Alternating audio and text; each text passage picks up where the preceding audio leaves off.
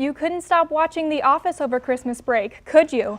Don't worry, we're back to fill you in on everything you missed. We're bringing the hottest Hollywood stories with a twist of Kent culture. This is The Blurb.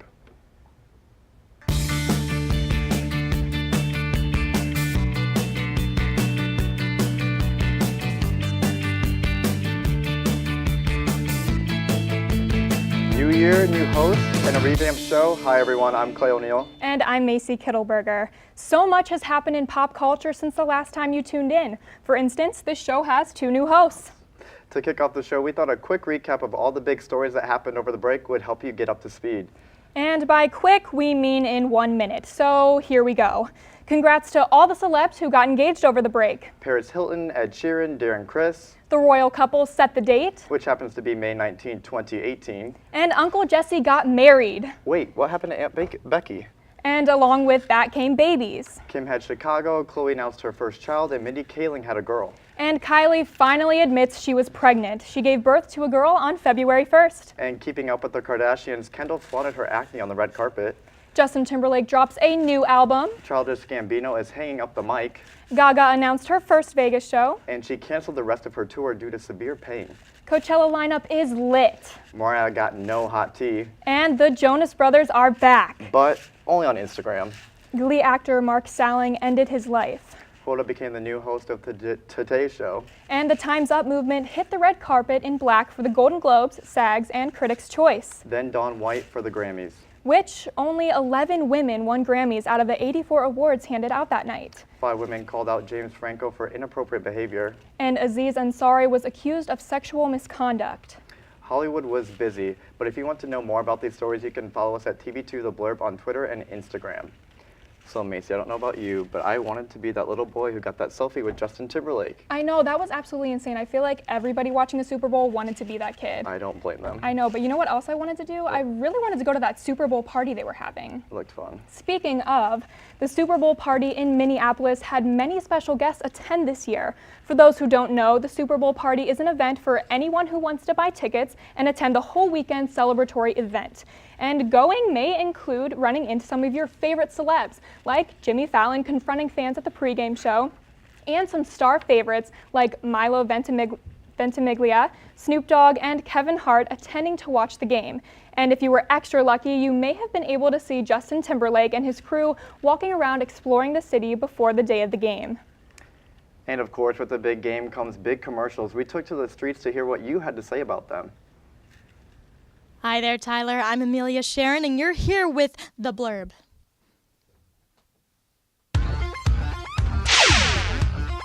So, did you guys pay attention to the ads? And if so, what was your favorite ad? Because there's quite a bit that advertised. Ooh, I didn't really pay attention to the ads. Ooh. You know what an ad is? Ah. So, what do you think of the advertisements? Did you have any favorites? My favorite one was when Steven Tyler was on a racetrack, kicked that puppy into reverse and went back to when it was hot. He was riding a puppy? No, he was riding a unicorn. A centaur, I believe, with a horn. A centacorn. Did you watch the Super Bowl last night? Sure did. I was pulling for the Eagles. Pulling for the Eagles. I'm proud of you. So you're not a big Tom Brady fan? Here's the truth. Is Tom Brady egotistical? Yes. However, Tom Brady's also a fantastic football story. You have to respect the man because he's accomplished so much. At the end of the day, I'm always going to pull for the underdog. How did you enjoy the game last night? I just watched from home. Did you watch the commercials too? Yes. What was your favorite one? Probably the Peter Dinklage, Morgan Freeman, where they were going back and forth between, like, I think Morgan Freeman came out to Missy Elliott, and then Peter Dinklage was... I don't. Do you remember? It was Buster Rhymes. Yeah, it was Buster Rhymes for Peter Dinklage, and then Missy Elliott for Morgan Freeman. So no one really pays attention to the actual game because we only care about the commercials. So out of the numerous commercials they had, what was your favorite? Well, I paid attention to the game. I really liked the Tide commercials. I feel like that was very topical, especially with like the Tide Pod epidemic. There was something that you thought was Budweiser and it ended up being Tide. I don't know. I just thought that was inspiring. So what's your favorite type of Tide Pod to eat? I love the tropical smelling ones. You know, it takes me to the beach. That's the worst flavor. I mean, that's like basically eating dog poo. How do you like it? Apparently, I like it a lot because I just said I did. So, Bleach is my favorite drink and food. Did you watch the Super Bowl the other night? I did not. You did not? Well, there you have it, America. Did you also see any commercials? I did not. You did not? If you could make your own commercial, what would it be? Oh gosh, I don't know. I have nothing. Funny commercials and people right there. I know, absolutely. Coming up, we're taking a look at some memorable Super Bowl halftime show wardrobes. And plus, our beauty reporter, Alina, is here to tell you all about her favorite eyeshadow product. Don't go anywhere. Patriotism. It inspires passionate debate, and it's worn like a badge of honor with good reason. Because it means love and devotion for one's country. But what really makes up this country of ours? It's the people. To love America is to love all Americans. This year, patriotism shouldn't just be about pride of country. It should be about love. Love beyond age, sexuality, disability, race, religion, and other labels. Because love has no labels. I see you mobbing over her. Let's go. Let's mob. Let's crawl. Let's crawl. Let's crawl. Hey, yo, we mobbing. Come on, girl. Let's crawl. Hey, yo, let's crawl. Hey, yo, let's crawl. Hey, let's crawl. Hey, yo, let's crawl. Hello, and welcome to a very special episode of The Agenda. Now, I know what you're thinking. The Agenda is the greatest televised masterpiece of the decade. In all my years, I never met a youngster as jazzy as you. So to be good. So you don't want to hear about the broccoli? No, I did have a bit of an issue when one of them was attacked by a horde of ravenous rats trying to taste my delicious fashion.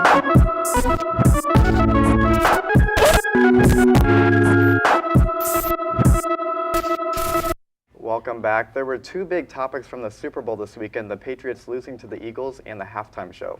Our fashion experts are here to critique the looks from halftimes past. Ladies. Thanks, Clay and Macy. Hi, I'm Shelby Rabideau. And I'm Amanda Atkinson. For tonight's panel, we are not talking about the game this weekend, but rather the halftime show and our thoughts on outfits from years past. So today we are joined with Katie, Payette, and then Maddie Schuster. So first we're going to start off with Pink's outfit from her performance during the national anthem this year. All right, there it is. So what did you guys think? Well, first of all, I have to give this girl credit. I mean, she was sick before her performance, so the fact that she can even look good and sing at the same time was pretty incredible to me. I think she was the only one during the whole Super Bowl that could actually pull off camouflage. A little shade there, but you know, somebody else tried camouflage and it didn't really work. But overall, I thought she pulled it off. I also love the shoulder pads. It really gives a lot of power to women. Shoulder pads are really in to show that empowerment within the community of us women. Yeah, for sure. I definitely like the jacket. I'm going to be honest. I don't like the camo. I'm never going to like camo. I'm not going to pretend I like camo. It doesn't belong, but I do like the jacket. The jacket is really nice. I definitely agree with you on that part. I love the jacket, but not the camo. Okay. So next, let's take a little throwback to Beyonce and her 2013 halftime show performance. So what do you guys think about this showstopper? Okay, we were talking before, and I'm not the biggest fan of Beyonce, but I have to give her credit. This outfit is amazing. Mm-hmm. It's badass. She's got her hair blowing in the wind. She's got the fishnets. I mean, Queen Bee. Queen. She is Queen Bee. You have to give it up. I mean, the tribute to Michael Jackson back in 1993, incredible. That's honestly all I have to say. She's just a queen, period. I know. That's another look I like the jacket a lot for. No, like it's another really cool look, and I think it's like very powerful, and her performance was very powerful, and it matched, and I think it was a great tribute to Michael Jackson, like you said. Definitely. I honestly wish that I could pull this off. Like, if I could wear this, I definitely would. For sure, though. Yeah. So bringing it back to this year's Super Bowl, Justin Timberlake brought his sexy back, but did his outfit say sexy? What do you guys think? Oh, okay. I mean, is that deer? I mean, did he have deer? I didn't even notice I that really, during the Super Bowl. I couldn't figure out what it was, and when I saw it, I was like, what is that? Like, why are you wearing that? Yeah, and So I guess he's trying to go for kind of that wild, which contributes to his album. I personally, I like mixing patterns, but I think this kind of took it a little bit too far. I think he could have went with something a little bit more glitzy because he was on stage, but that's just my opinion. Yeah, no, I have some things to say about this look, okay? I think it's wrong. I think it's wrong from head to toe. The jacket, matching camo and, like, pants and jacket, it's like those really bad prom pictures, like, when you have that down-home country boy and his, like, girlfriend and him are both wearing, like, matching, like, his like, corsage has, like, everything is camo because, you know, like, they went out mudding before they, like, went to prom. That's what this outfit says. I'm sorry. It's bad. And also that shirt with the deer, it looks like this ugly, like, painting that you would hang up in your dad's cabin. Oh. That's what this painting says. Like, it looks like a bad painting, and the bandana just doesn't match. And it's like that color of orange that also is like what you wear when you're hunting. It's all just like some bad hunting thing, which I also like. Kind of like my personal opinion. Don't condone. But it's trashy. Like, this is the Super Bowl, not your backwoods shanty. Yeah, out of all the outfits like he could have picked, like he picked this. It's a no. When he's saying suit and tie, I just wish he would have been wearing a suit and tie. So speaking of Justin, he did give a salute to the late and great Prince. So let's take a look at what Prince wore for his 2007 show. Well, I definitely like the complementary colors here. I am a fan of the blue and orange. Of course, the purple. He had to incorporate some of his Prince purple in there, and I am always a huge fan of that. He's a king. He is a king. For sure. He could wear anything. True. He could go on there in his PJs and we would all be like, yes, Prince, we could all just close our eyes and listen. It doesn't really matter what he wears. I think this look is so good because it's something that's so like him. Like, I don't think anyone else could wear it and pull it off. Like, if JT had worn that, we'd be out here roasting him once again. But Prince, like, on him, it's just like iconic. He just has like that, he had that crazy like style and flair that was just so iconic. And I think this outfit is really indicative of that. Like, the colors are bright, the pattern is fun, and I mean, it just, there's not really I can critique on it. It's a lot of fun. Yeah, I was definitely gonna say the same thing. Like, only he can pull that off, and like the color, I love the color, and it just looks so good. Yeah, it just stands out, the contrasting colors of the blue and the orange, and then, you know, the iconic purple guitar with his symbol on it. I mean, it's an iconic Prince look. It's effortless. Yeah, effortless. Literally effortless. If you look at it, like, yeah, he knows. He gets it. Yeah, he's on board. He knows. Thank you for joining us, ladies. That's all we have time for this week. Tune in next week for styling tips for your Valentine's date night. Back to you, Macy and Clay.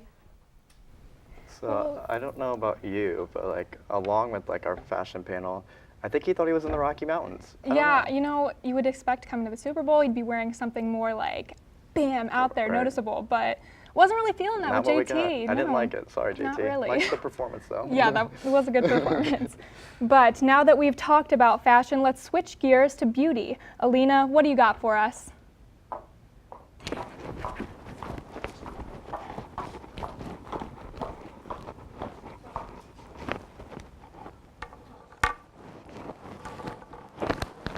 Thanks, Macy. Hello, beautiful people. Let's talk about a product you need in your makeup bag right now. Shimmer and Liquid Eyeshadow by Stila. It's the #1 eyeshadow out there. Nothing compares to the sparkle that never falls out and gives such an incredible lightweight look that makes me feel like I'm not wearing anything. The shimmer eyeshadow has many uses too. I use it as my eyeshadow, eyeliner, and I use my lighter shades as my highlight when I go out. I also use it as my lipstick to give my matte lipsticks a bit of shine. But be careful with this eyeshadow because if you use too much of it, you will end up looking like a disco ball. So go out to Sephora right now and pick up some for yourself. This is all I have for you. Stay beautiful. Back to you, Clay and Macy. Thanks, Alina. When we come back, our music reporters will be sitting down with a local band, Chill, to chat about their new music and recent trip to England. Stay tuned. The inherent right to work is one of the elemental privileges of a free people. Endowed, as our nation is, with abundant physical resources, and inspired as it should be, with the high purpose to make those resources and opportunities available for the enjoyment of all.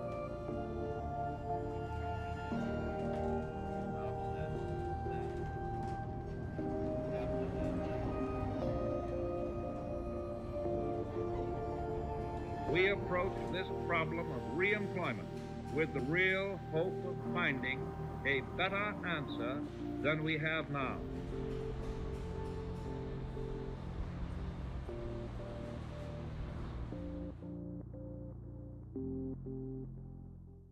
I adopted Bento in 2010 from a shelter. As it turns out, we have very similar personalities. And this cat makes me make art because he's always motivating me to take pictures of him, to draw pictures of him.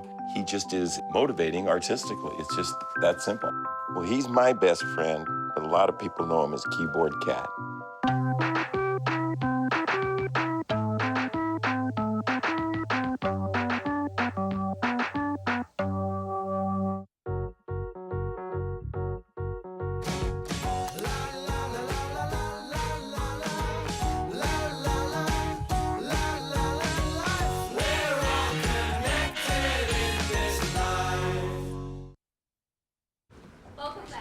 If you joined us for our finale last semester, you should remember our friends Chill. Well, they're back in the studio with us today to talk about their latest EP and trip to England. Welcome back, Nick, Ian, Mikey, and Ben. The last time you guys were here, we discussed your trip to Europe. What was it like recording in the famous Motor Museum in Liverpool? How did it feel to be recording in the same place as the 1975 The Arctic Monkeys had previously recorded? It's kind of intimidating at first, actually. You walk in, and as we were moving into the studio and everything, the first thing that Al did was take us through, and there's just platinum records hanging all over the wall.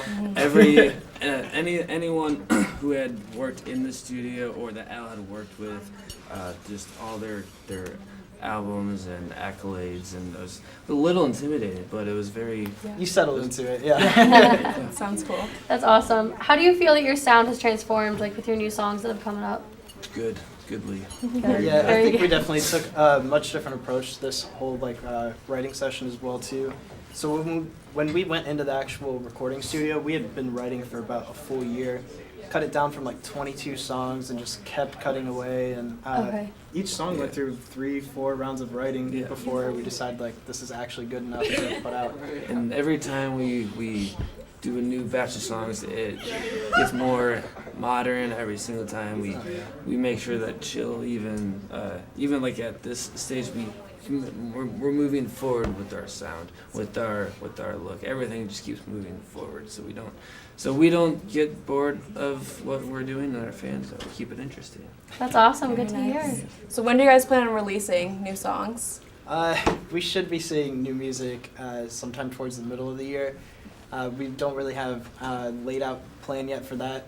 We're still actually in the process of mixing and mastering the CD as well too, so we've got another month and a half of production left. Awesome. Nice. Speaking of your guys' songs, where do you find inspiration for your songwriting? How do you... Every song comes together a little bit differently. I think sometimes it just starts off with me sitting down with the guitar, Ben sitting down with the piano. Ian will come to us with more broad ideas that we will start sort of breaking down in... I don't even know how to tame your... I don't know what I do. I just kind of I just just start a song sometimes. Basically, Chill has this weird thing where there's no specific process. We just kind of songs just come very naturally, and it's always fun. Then. Yeah, we take a lot of inspiration from events in our own lives, or maybe from books or movies that we've read. And then every time we think we figured out how to write a song, it never plays out the same way, like Ian mentioned. We're just kind of going through the forest, I guess, until the song just happens. Yeah. I like that. I think it helps that we all have a similar taste in music as well, but we still have tons of other artists we listen to, so we have our core that we all listen to, and then once our influences you kind of break away. We all go in like wildly different directions, which is pretty cool. Very nice. So how would you guys describe your music to someone that's never listened to you before? I think I would say listen to it. Yeah, I think a good way of categorizing it is like alternative pop. There's some songs that float more towards the indie side. There's some songs that take a very strong electronic influence, even from like EDM and dance style music. But it's kind of all under that like alternative pop range. And that's how the answer usually goes. There's never just like, we can't just say like alternative, because it's like, well, I guess like there's alternative elements, but there's also a bunch of other elements it's just kind of like an eclectic group of everything we like from different genres. We kind of Okay. pick it. Very cool. This is just kind of like a fun question. Do any of you guys have like a specific dream of a place that you'd like love to play one day? The Globe Theater. The Globe Theater. Oh my God. So The when we were Globe in Theater. London, we got a chance to go through the reconstruction of like Shakespeare's Globe, and the first thing that we asked when we walked in there was like, "You guys ever do shows here?" They didn't say no. They did not say no. Did not so say yes. That's the goal now. And what was that place? And it's in California. That was like the punk scene. It's like the CBGBs of California. I just watched the Green Day documentary, and they were talking about it, but no one knows what I'm talking about. So we'll move on from here. How was it like working with Al Groves, who we know worked with Bring Me the Horizon? Oh yeah. He's one of the coolest guys ever, but he's totally not afraid to tell you like, hey, this is not good enough. So I think sitting in a room with him too, just sort of makes you focus in and like really, he's seen so many musicians before. Yeah. You have to find some way to like differentiate yourself from every other person that's Yeah. He's been in studio since I think he said he was like 9 years old or something. I mean, he was in studios, doesn't mean he was working, but that he's just been around it. But besides him just being like a fantastic producer, I love that guy. Al and I and all of us, we broed down so hard. We were just, because yeah, you're British and we're American, we're different, and then that was the whole joke all week, but it was really fun. Very Miss nice. Al. So what was your favorite thing about the trip to England? Al. Honestly, like just being in a room where you're like allowed to go off and just be creative, and there's so many different spaces that you can work, and just that environment's impossible to like recreate. The studio was, it was fantastic. Ben, what was your favorite thing? Jeez, I like the music that we made there. We Well, also yeah. made some music. Yes, so. we did make music, and we got to visit London, which was very. This cool. might have been the most fun that we've had recording. Oh yeah, I think so. Yeah. That's awesome. Good to hear. Good to hear. Very nice. Okay, when we come back, Chill will be performing live in the studio. You don't want to miss it. When I was 6, my days were spent playing basketball. When I was 6, my dream was to make it to the NBA. When I was 6, my mom had a stroke. I'm Paul George, and I want you to spot a stroke fast. F, face drooping. A, arm weakness. S, speech difficulty. T, time to call 911. Protect the ones you love. Spot a stroke fast. Look at you. You're at the top of your game. You're unstoppable. Nothing can throw you off track. Wait, is that your car? Uh-oh. Yeah, I saw that coming. That will throw you off track. You're looking at around 10 grand in fines, legal fees, and increased insurance rates. Let's try this again. Smart move. Because buzz driving is drunk driving. Welcome back. Let's go! Best points, man. Uncle Gary, why? I need to get mine.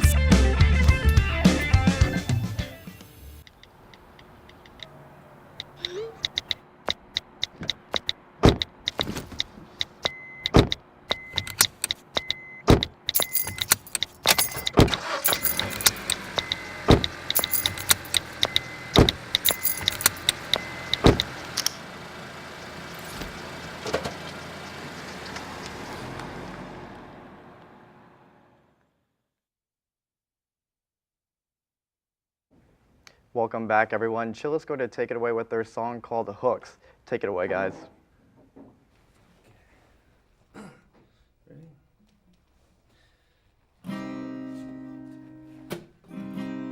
Midnight drive, a car already parked outside.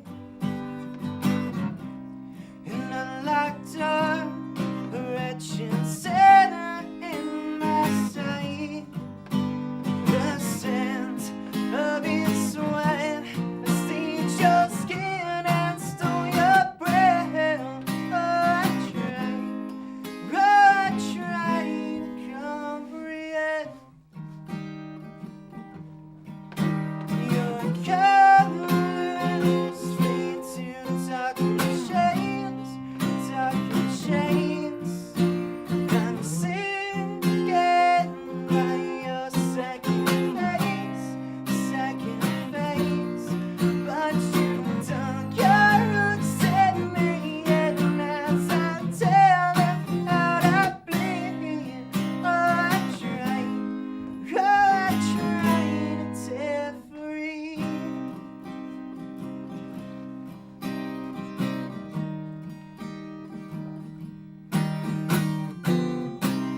A quick revenge, a car crash for the ditch to keep. Who would have guessed all of the mess your bedroom scene? The scent of his sweat stained your skin and stole your breath. Oh, I tried to comprehend.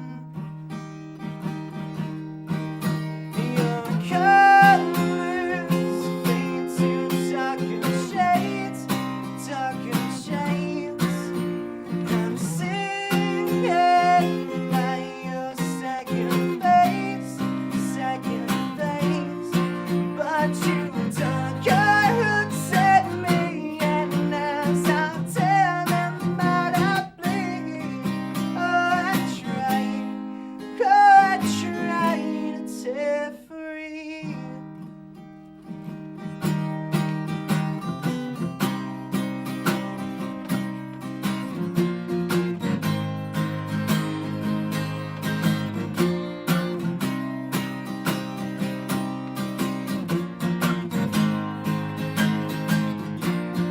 But you dug your hooks at me, and as I tell them how to bleed, oh, I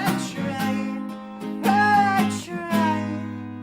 Your colors fade to darker shades.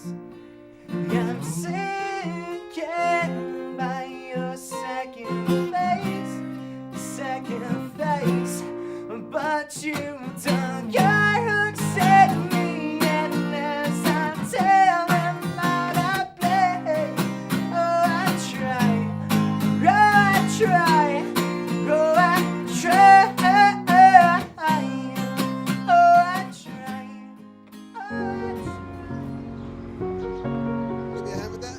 Thank you. Did you see anyone's brothels? Thanks for helping us. No problem. You strawberries? You're welcome. We'd do anything for kids. Yet 1 in 6 children in the U.S. struggle with hunger. Help end childhood hunger near you. Learn how at feedingamerica.org. Todd's a great guy. I mean, look at him. What a sweetheart. Attaboy. Wait, Todd, what are you doing? How totally selfish and un-Todd-like of you. Come on, Todd. Come on, man. Why is my son having trouble in school? Finding lowest airfare to Istanbul. No, I'm tired of fighting with my son over his homework. Home, walk, restaurant. Need a review? No. He's smart, but his mind wanders. 7 Wonders of the World. Why don't you understand me? I do. I was trying to show how Connor feels every day. Redirecting to understood.org. Join parents and experts at understood.org, a free